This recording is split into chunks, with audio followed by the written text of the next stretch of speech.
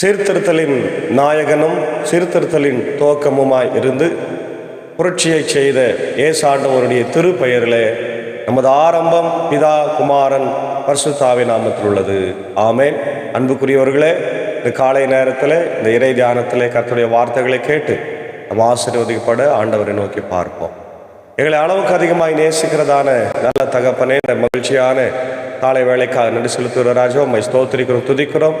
கடந்து போன இரவு முழுவதும் கிருபையாக எங்களை காத்து வழிநடத்தினீர். ஆண்டவரே, இது இந்த புதிய நாளை எங்களுக்கு ஆசீர்வாதமாய் தந்தமைக்காக நன்றி செலுத்துகிறோம். இந்த நாள் எங்களுக்கு ஆசீர்வாதியும் அடையனையும் ஆண்டவர் பயன்படுத்தும்.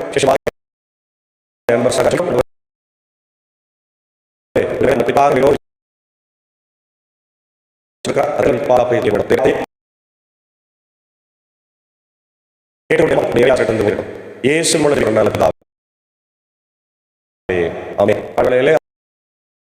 ஆண்டவர் 442வது பாடலாக கிருபை புரிந்தனையால் நீ பாரானே, கிருபை புரிந்தனை என்ற பாடலுடைய 3 சரணங்களை நாம் பாடுவோம்.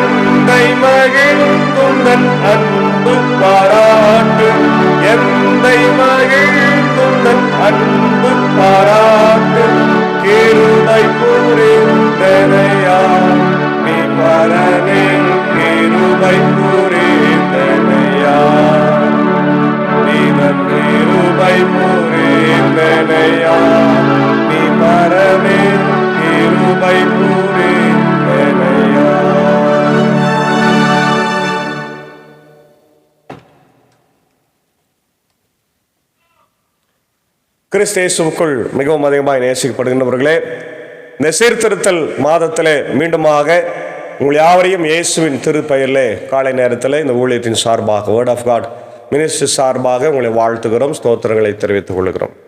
இந்த நாளிலும் நாம் தியானிக்கும்படியாய் தெரிந்து கொண்ட கடவுளுடைய வார்த்தை, அது பவுலடிகளார் தீமத்தேயுவுக்கு எழுதிய கடிதம் 2ஆம் நிருபம் 1ஆம் அதிகாரம் 1 தீமத்தேயு 1ஆம் அதிகாரத்தில் முதல் 11 வசனங்களை நம்ம பார்க்க போகின்றோம். இந்த பகுதி 2 பகுதியாக நம்ம பிரிக்கின்றோம். 1 வாழ்த்துரை, 2 தீமத்தேயுவுக்கு அறிவுரை ஆகிய 2 பகுதிகளாக நம்ம பிரிக்கின்றோம். என் அன்பார்ந்த பிள்ளை தீமத்தேயுவுக்கு கடவுளின் திருவுள்ளத்தால் கிறிஸ்து இயேசு அருளும் வாழ்வு பற்றிய வாக்குறுதிக்கு ஏற்ப அவருடைய திருத்தூதனான பவுல் எழுதுவது. தந்தையாம் கடவுளிடமிருந்தும் நம் ஆண்டவராம் கிறிஸ்து இயேசுவிடமிருந்தும் அருளும் இரக்கமும் அமைதியும் உரித்தாக்குக என்று முதல்ல ஒரு வாழ்த்துறை. அது எப்பவுமே பவுலடிகளார் ஒரு நிருபத்தை எழுதும்போது ஒரு வாழ்த்துறையோடு தான் அவர் ஆரம்பிப்பார். தீமத்தேயுவுக்கு அறிவுரை. நம்பிக்கையில் நிலைத்திருத்தல். என் முன்னோரை போன்று தூய்மையான மனச்சான்றுடன் கடவுளுக்கு பணியாற்றும் நான் அவருக்கு நன்றி கூறுகிறேன். இரவும் பகலும் இடைவிடாமல் என் மன்றாட்டுகளில் உன்னை நினைவு கூறுகின்றேன். உன் கண்ணீரை நினைவு கொண்டு உன்னை காண ஏங்குகின்றேன். கண்டால் என் மகிழ்ச்சி நிறைவடையும். வெளிவேடமற்ற உன் நம்பிக்கையை நினைத்து பார்க்கிறேன். இத்தகைய நம்பிக்கை முதலில் உன் பாட்டி லோயி மற்றும் உன் தாய் யூனிக்கேயா ஆகியோரிடம் விளங்கியது. இப்போது உன்னிடமும் உள்ளது என உறுதியாய் நம்புகிறேன். உன் மீது என் கைகளை வைத்து திருப்பணியில் அமர்த்திய போது உனக்குள் எழுந்த கடவுளின் அருள் கொடையினை தூண்டி எழுப்புமாறு நினைவுறுத்துகிறேன். கடவுள் நமக்கு கோழை உள்ளத்தினை அல்ல, வல்லமையையும் அன்பும் கட்டுப்பாடும் கொண்ட உள்ளத்தையே வழங்கியுள்ளார். அன்பான தேவ பிள்ளைகளே, பவுலடிகளாருடைய ஊழியத்தில் பல மனிதர்களை அவர் சந்திக்கிறார். அதில் ஒரு சில மனிதர்களை கடவுளுடைய ஊழியக்காரர்களாய் மாற்றுகிறார். அதில் தீமத்தேயு, தீத்து ரொம்ப முக்கியமானவர்கள். தீமத்தேயுவை தன் பிள்ளை என்றே சொல்லுகிறார். எனக்கு அடுத்த வாரிசு என்றே சொல்லுகிறார். ஏன்னா பவுலடிகளாருக்கு திருமணமாகவில்லை, அவருக்கு குழந்தையும் இல்லை. அதனால அடுத்த ஊழிய வாரிசு. இன்னைக்கு எப்படி அரசியல் வாரிசு, சினிமா வாரிசு, பிசினஸ் வாரிசு என்று சொல்லுகிறார்களோ, அதுபோல ஊழிய வாரிசு பவுலடிகளாருக்கு தீமத்தேயு தான். தீமத்தேயு யாருன்னு கேட்டீங்கன்னா, ஒரு கிரேக்க தகப்பனுக்கும் யூத தாய்க்கும் பிறந்தவர். அதனால யூத விசுவாசத்தை மிக ஆழமாய் அவருடைய தாயார் யூனிக்கேயா பெற்றிருந்தார் இல்லையா? அவருடைய தாய் யூனிக்கேயா, ஆமாம். அவருடைய பாட்டி லோவிசா, 2 பேருக்குமே கடுமையான யூத விசுவாசத்தை அவர்கள் பின்பற்றியவர்கள். ஒரு வைராக்கியமான யூத பெண்களாய் வாழ்ந்தவர்கள். பொதுவாய் பெண்கள் நினைத்தால் தன் பிள்ளைகளை எப்படினாலும் வளர்க்கலாம். இன்னைக்கு நிறைய பிள்ளைகள் தருதலையாய் திரிவதற்கு நிறைய இதை பார்க்கின்ற தாய்மார்கள் கோபித்துக் கொள்ளாதீர்கள், நீங்கள் தான் காரணம். ஏனென்றால் என்னுடைய வீடுகளில் அது நடக்கிறது. தகப்பனார் பிள்ளைகளை கண்டிக்கும் போது அவர்கள் பிள்ளைகளுக்கு, என்னுடைய கணவனுக்கு சப்போர்ட் பண்ணாமல் பிள்ளைகளுக்கு சப்போர்ட் பண்ணுறதுனால பிள்ளைகள் அவருடைய அப்பாவை கீழ்த்தரமாய் நினைத்து, அம்மாவுக்கு முன்னாடி அப்பாவுக்கு எந்த சக்தியும் பவரும் இல்லை அப்படின்னு சொல்லி கேலி கிண்டலாய் நினைத்து கடைசியில் இந்த பிள்ளைகள் அம்மாவுடைய செல்லத்தினால அவர்கள் இன்னைக்கு கஞ்சா குடிக்கைகளாய் மாறி போகிறாங்க. நிறைய வீடுகளில் பிள்ளைகள் தருதலாய் மாறுவதற்கு போதை அல்லது செல்போனில் அடிமையாக போகிறதுக்கு தாய்மார்களே காரணம். இதை நான் மிக கடுமையாய் சொல்லுகிறேன். ஏனென்றால் நான் என்னுடைய அனுபவத்தில் பார்க்கிறேன். தாய் ரொம்ப ஓவர் அதிகமாக செல்லம் கொடுக்கறதுனால அவங்க பிள்ளைகள் இன்றைக்கு கடுமையாய் பாதிக்கப்பட்டிருக்கிறாங்க. அப்போது பெற்றோர்களுடைய கண்டிப்பு வேணும். ஆனால் இங்கே தாய் ஐனிக்கேயா பாட்டி லோவிசானுடைய விசுவாசத்தை தீமத்தேயு பெற்றிருக்கிறதுனால அவங்க அப்பாவுடைய விசுவாசத்தை அவங்க பெறல. இது ஒரு வகையில் நல்லது. அதாவது எல்லா விதத்திலுமே தாயை நான் குறை சொல்ல, அவங்க நினைத்தால் நிச்சயமாக குழந்தைகளை மாற்ற முடியும் என்று சொல்லுகிறேன். அவங்க கண்டிப்போடு பிள்ளைகளை வளர்த்தால் தீமத்தேயுவை போல ஆண்டவருக்கு ஒரு நல்ல ஊழியக்காரர்களாக நாம் பார்க்கிறோம். நேற்று தினத்தில் கூட பெதெஸ்தா ஜபக்குழு நடத்திய குடும்ப ஆசீர்வாத கூட்டத்தில் புதுச்சேரியிலிருந்து ஒரு 35 வயது மதிக்கத்தக்க ஒரு ஊழியக்காரர் தம்பி வந்திருந்தார். அவர் பேர் பிரீஸ்லி. அங்கே நான் சென்றிருந்தேன். கடைசி முடிவு ஜப ஆசீர்வாதம் நான் தான் செய்தேன். அப்போது அவருடைய பிரசங்கத்தை கேட்டேன். ரொம்ப வைராக்கியமாக அவர் செய்தார். மற்ற பிரசங்கியாரை போல ஒரு ஆசீர்வாதத்தை மட்டும் சொல்லாமல் சாபத்தையும் அவர் அதிகமாக சொன்னார். இன்றைக்கி பிள்ளைகளுடைய நிலைமை, குழந்தைகளுடைய நிலைமை, இன்றைக்கி உலக பிரகாரமான காரியங்கள் எல்லாம் சொல்லிட்டு அவர் ஊழியத்தை செய்யும்படி அவருடைய ஃபோக்கஸ் வந்து மினிஸ்ட்ரி செய்யணும் அப்படின்னு சொல்லி அவர் பிரசங்கம் பண்ணதை பார்க்குறோம். அப்போது அவருடைய வாழ்க்கையில் அவர் கஷ்டப்பட்டதெல்லாம் சொன்னார். நான் வந்து அப்பாவை மதிக்க மாட்டேன், அம்மாவை மதிக்க மாட்டேன், குடிகாரனாக வாழ்ந்தேன் இல்லையா, நண்பர்களோடு சுற்றி திரிந்த, போதைக்கு அடிமையாக இருந்தேன், தவறான பழக்கங்களில் ஈடுபட்டு இருந்தேன். ஆனால் கர்த்தர் என்னை சந்தித்த பிறகு என் வாழ்க்கை மாறியது. அதற்கு காரணம் என்னுடைய தாயார், தகப்பனார். இங்கே வந்து 2 பேருமே அவருக்கு உதவியாக இருந்திருக்கிறான். அப்போது பெற்றோர்களுடைய வளர்ப்பு எப்படி இருக்குதோ, பெற்றோர்களுடைய வாஞ்சை ஜபங்கள் பிள்ளைகளுக்காக எப்படி இருக்குதோ, அப்போ தான் அந்த பிள்ளைகள் வளருவார். ஒரு காணொளியில் ஒரு சமீபத்தில் தான் நான் பார்த்தேன். பெற்றோர்கள் அதிகாலையில் 2 மணி 3 மணிக்கு எழுந்து பிள்ளைகள் உறங்கி கொண்டிருக்கிற போது 2 பேர் அவங்க அப்பா அம்மா போயிட்டு பிள்ளைகளுடைய தலைமையில் வைத்து ஜபிக்கிறாங்க அதிகாலை வேளையில். அது பிள்ளைக்கு தெரில. ஆனால் அந்த ஜபத்திற்கு வல்லமை உண்டு என்பதை நம்ம மறந்து போகக்கூடாது. தீமோத்தேயுவை நல்ல கிறிஸ்தவ பக்தியில் விசுவாசத்தில் வளர்த்தது யாருன்னு பார்த்தீங்கன்னா அவங்க அம்மா யூனிஸ், அவங்க பாட்டி லூயிஸ். இந்த 2 பேருமே வளர்த்துருக்கிறாங்க. அந்த விசுவாசத்தை தான் பவுலடிகளார் அங்கே போகும்போது அவருடைய 2வது மிஷினரி பயணத்தில் அவரை சந்தித்து அவருக்கு சுவிசேஷத்தை சொல்லி ஆண்டவருடைய பிள்ளையாய் மாற்றி அவரை போதகராக அபிஷேகம் பண்ணி, நீ மகனே, நீ இளம் போதகனாக இருக்கிற, ஆனால் நீ ஊழியத்தை ரொம்ப கேர்ஃபுல்லாக செய்யணும், உஷாராக செய்யணும், நிறைய பிரச்சனைகளை நீ சந்திக்க வேண்டியது வரும், அதனால் என்னுடைய அறிவுரைகளை சொல்கிறேன்னு சொல்லி தீமோத்தேயுவுக்கு மட்டுமே இந்த 1 தீமோத்தேயு 2 தீமோத்தேயு சொல்கிறார். அதாவது பாஸ்டோஸ், இது வந்து பாஸ்டோரல் எபிசல், ஆயர்களுக்கான கடிதங்கள், ஊழியக்காரர்களுக்கான கடிதங்களாக நம்ம அங்கே பார்க்கலாம். அப்போ இதை இந்த முதல் பகுதியில் இதை தான் நம்ம பார்க்குறோம். 2வது பகுதியில் சொல்கிறார், எனவே நம்ம ஆண்டவருக்கு சான்று பகர்வதை குறித்தோ அவர் பொருட்டு நான் கைதியாக இருப்பதை குறித்தோ வெட்கமடைய தேவையே இல்லை. கடவுளின் வல்லமையை கேட்ப நற்செய்தியின் பொருட்டு துன்பத்தினுடன் பங்கு கொள் சொல்றார். ஊழியனாவே துன்பம் தான்பா, நான் கிறிஸ்துவின் பொருட்டு கைதியா இருக்கிறேன், எங்க போனாலும் எனக்கு பிரச்சனை தான், ஆனால் அதுதான் நமக்கு மேன்மை. அல்லேலூயா, அதுதான் நமக்கு மகிமை. கிறிஸ்துவின் நிமித்தம் நாம் படுகிற பாடுகள், துன்பங்கள் தான் நமக்கு கிரீடத்தை கொண்டு வருமே தவிர இந்த உலக பிரகாரமான ஆசை, இச்சை, போதை, மது, இன்பம், பெண்கள் இதெல்லாம் கிடையாதுப்பா அப்படின்னு தெளிவா சொல்றார். சொல்றாரு, அவர் நம் செயல்களை முன்னிட்டு அல்ல, காலங்களுக்கு முந்திய தமது தீர்மானத்தின்படி கிறிஸ்து இயேசு வழியாக நமக்கு அளிக்கப்பட்ட அருளின்படி நம்மை மீட்டுள்ளார், நமக்கு தூய அழைப்பு விடுத்துள்ளார். நம் மீட்பராகிய கிறிஸ்து இயேசு உலகில் தோன்றியதன் மூலம் இப்போது அருள் வெளிப்பட்டு உள்ளது. அவர் சாவை அழித்து அழியா வாழ்வை நற்செய்தியின் வழியாக ஒளிரச் செய்தார். அதாவது இயேசு கிறிஸ்துனுடைய பாடு மரணத்தை ஒரே வசனத்தில் சொல்லிட்டார்ப்பார். அவர் நமக்காக பிறந்தார், வாழ்ந்தார், நமக்காக ஊழியம் செய்தார், மரணத்தை வென்று வெற்றி சிறந்திருக்கிறார், அவர் நம்மோடு கூட இருக்கிறார், தைரியமாய் வந்து ஊழியத்தை செய் என்கின்ற ஒரு அழகான அழைப்பை பவுலடிகளார் தீமோத்தேயுவுக்கு கொடுக்கின்றார். அதே கடைசி வசனத்தில் பார்க்குற அந்த நற்செய்தியை அறிப்பவனாகவும் திருத்தூதனாகவும் போதகனாகவும் நான் ஏற்படுத்தப்பட்டுள்ளேன். இதன் பொருட்டு நான் இவ்வாறு துன்புற்று வருகிறேன், எனினும் வெட்கமுறுவது இல்லை, ஏனெனில் நான் யாரிடம் நம்பிக்கை கொண்டுள்ளேன் என அறிவேன். அவர் என்னிடம் ஒப்படைத்ததை இறுதி நாள் வரை காத்திட வல்லவர் என்கின்ற உறுதியான நம்பிக்கை எனக்கு உண்டு. கிறிஸ்து இயேசுவிடம் நம்பிக்கையும் அன்பும் கொண்டு என்னிடம் நீ கேட்ட நலந்தரும் வார்த்தைகளை மேல்வரி சட்டமாய்க்கொள். நமக்குள் குடிக்கொள்ளும் தூய ஆவியால் ஒப்படைக்கப்பட்ட நல்ல போதனையை காத்துக்கொள் என்று சொல்லுகிறார். நல்ல நடத்தையில் நீ வாழு, ஆண்டுடைய ஊழியத்தை செய். இதற்காகவே நான் அழைக்கப்பட்ட, நான் சுவிசேஷகனாக, போதகனாக, அப்போஸ்தலனாக அழைக்கப்பட்டிருக்கிறேன் என்று மிக அழகாய் சொல்லுகிறார். ஆகவே அன்பான தேவ பிள்ளைகளை, இன்றைக்கி நம்முடைய வாலிப பிள்ளைகளை எப்படி வளர்த்து கொண்டிருக்கிறோம்?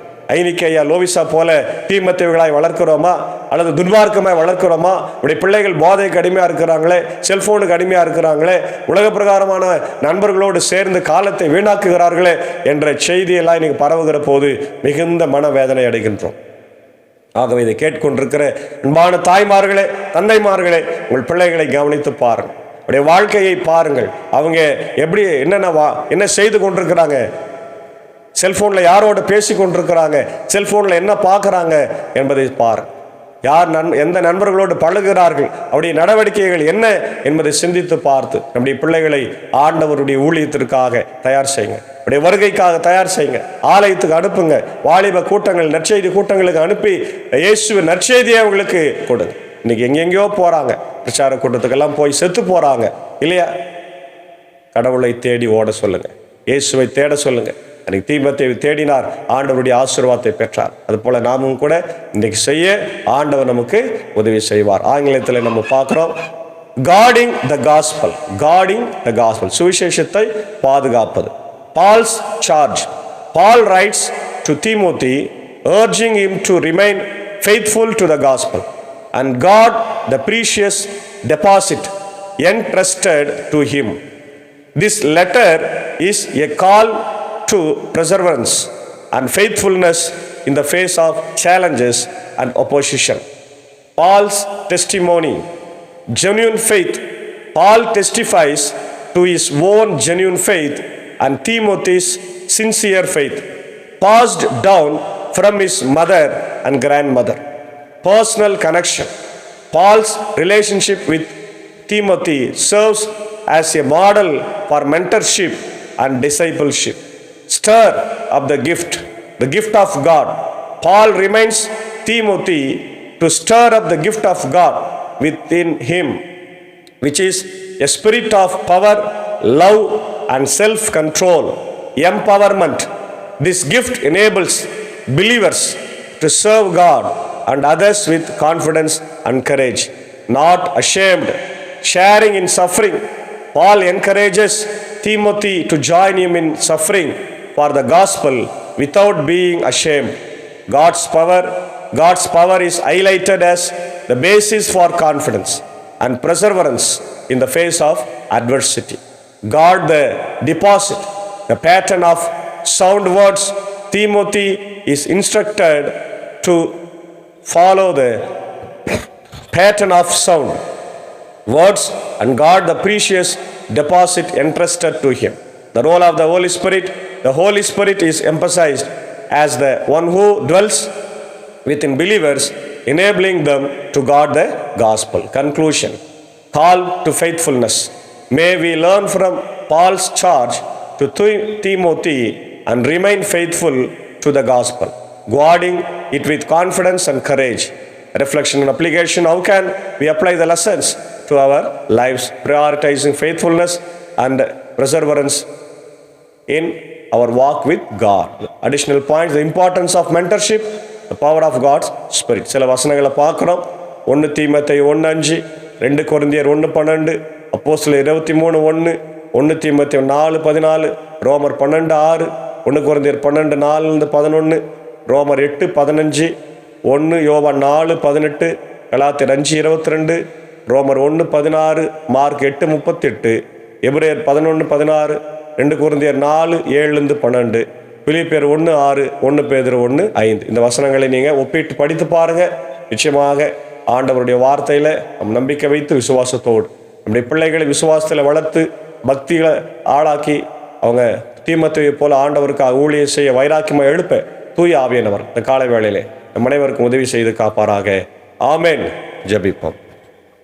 மகா இரக்கமும் கிருபை நிறைந்த அன்பின் பரலோக பிதாவே, எங்கள் ராஜாதி ராஜாவே, கர்த்தாதி கர்த்தாவே, இந்த ஆசீர்வதிக்கப்பட்ட மனமகிழ்வான காலை வேளைக்காக ஆண்டவர் நன்றி சொல்லுகிறோம். இந்த நாளிலும் வார்த்தைகளை கேட்டோம். தீமோத்தேயுவை போல எங்கள் பிள்ளைகளை விசுவாசத்தில் பக்தியில் வளர்க்க எங்களுக்கு உதவி செய்யும். இதை கேட்டுக்கொண்டிருக்கிற அகில உலகத்தில் இருக்கிற அனைத்து தமிழ் மக்கள், தமிழ் கிறிஸ்தவர்களுக்காக ஜபிக்கிறோம். கர்த்தர் ஆசீர்வதிங்க.